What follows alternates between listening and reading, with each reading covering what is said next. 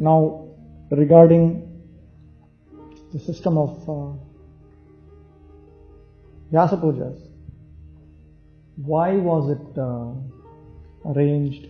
What is this? I thought I should speak a few words about this. But before that, first of all, why does one require a spiritual master in the first place?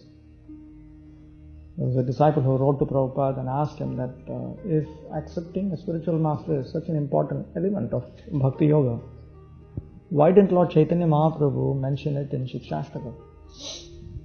After all, Shikshashtaka is Lord Chaitanya's own extracted essence of Srimad Bhagavatam. So why didn't he mention it there? So then Prabhupada, he replied that I think you have forgotten the third verse of Shikshashtaka. Trinadapi sunichena tarorapi sarishnuna amanina manadena kirtaniya sadahari. This is something that we cannot do by ourselves. We need to be trained by someone who is superior in Krishna consciousness. We need someone who can make us that. So that is the whole point. And Bhaktivinoda Thakur also, in one of his songs, he has brought out this point that Krishna listens to the prayers of the great Vaishnavas, more advanced devotees. Vaishnava Thakur, a pure devotee of the Supreme Lord, an exalted devotee, when he prays to Krishna that such and such a devotee is struggling to become Krishna conscious, please help him. And Krishna listens to his prayer. So it is for that purpose that we first of all require a spiritual master in the first place. And when we talk about serving the spiritual master, what is the meaning of a guru-disciple relationship? In Krishna consciousness, it has a very, very specific import. If you look at two poems by Bhaktivinoda Thakur, there's one poem, Ohe Vaishnava Thakur.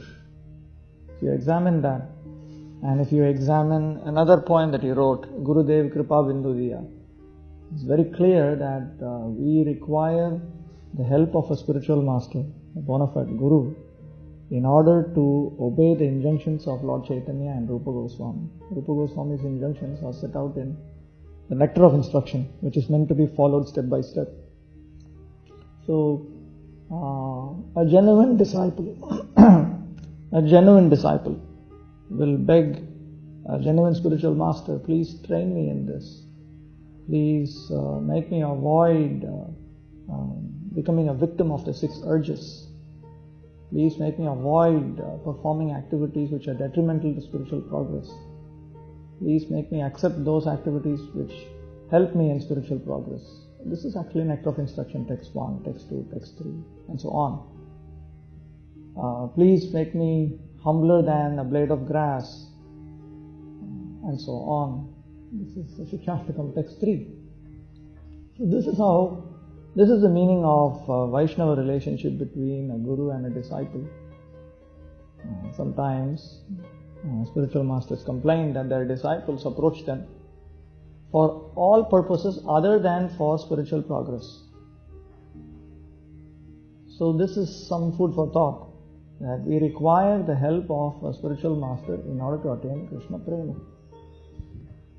We know that there are various possible goals in life, Dharma, Artha, Kama, Moksha, and Bhagavatam says there is Krishna Prema. Chaitanya Mahaprabhu, when he took initiation from Sri Ishvara Puri, in order to teach the world, he requested Ishvara Puri, please give me Krishna Prema. Please teach me how I can attain Krishna Prema. This is actually a bona fide disciple. We often talk about a bona fide guru, but we forget that there is something called a bona fide disciple also. A bona fide disciple has to take shelter of a bona fide guru in order to attain Krishna Prema. This is the formula that we have been given. The Vyasa Puja system is meant to facilitate that. Originally, Lord Chaitanya Mahaprabhu conducted a Vyasa Puja ceremony for Lord Nityananda Prabhu. Lord Nityananda is an incarnation of Balaram, and Lord Balaram is the original spiritual master. So Lord Chaitanya Mahaprabhu conducted this Vyasa Puja and taught the devotees to submit to him in order to learn how to progress in Krishna consciousness. Bhaktisiddhanta Saraswati Thakur implemented it, and then Prabhupada continued it. Prabhupada personally would like to read the Vyasa Puja offerings that his disciples wrote, and Prabhupada often mentioned that if one wants to make quick spiritual progress, then he has to take shelter of a disciple has to take shelter of his spiritual master and learn from him how to become more and more dedicated to Lord Chaitanya Mahaprabhu. The Vyasa Puja system is very much helpful for that. Disciples are meant to write Vyasa Puja offerings to their respective spiritual masters on the occasion of the appearance day celebrations of these spiritual masters. These spiritual masters accept the respect as a representative of Vyasadeva. In one talk, Prabhupada explains that when the Britishers were ruling India, there was the Viceroy who would accept honors and gifts from various subjects. So they would give different types of gifts, and the Viceroy would accept it. But Prabhupada said the Viceroy had no authority to touch and enjoy even one of those gifts. It is meant for the crown, it is meant for the government. So Prabhupada said Vyasa Puja means that the disciple learns to accept submission unto Krishna through a spiritual master who represents him 100%.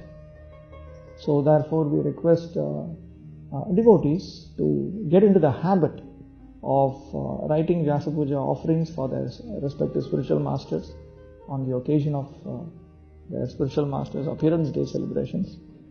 And this is a very important element of Bhakti Yoga as demonstrated by Srila Prabhupada. And specifically, we would request our spiritual masters to not only bless us with spiritual progress in general, but we would also request them to bless us with full-fledged allegiance to Srila Prabhupada, and in order to be able to unitedly serve Srila Prabhupada in a manner fully acceptable to His Divine Grace and His predecessor Acharyas.